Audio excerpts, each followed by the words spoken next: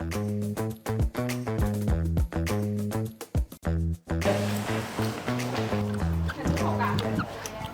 หันนี่สบายแท้ สบายดีลูกค้าเอาอย่างน้องมื้อนี้เนาะ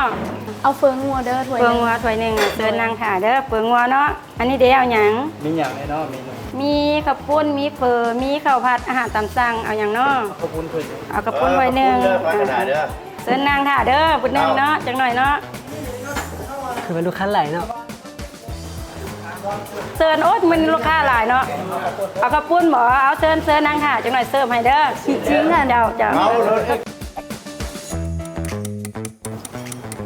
คือโดนใช่ปะปันได้สอดคิวข่อยหิวแห้งเลยเด้ รอถ่ายจังหน่อยเด้อจังหน่อยได้เด้อลูกค้าเด้อใกล้สิแล้ว ลูกค้าผู้ที่3ข้าวปุ้นได้ละเด้อ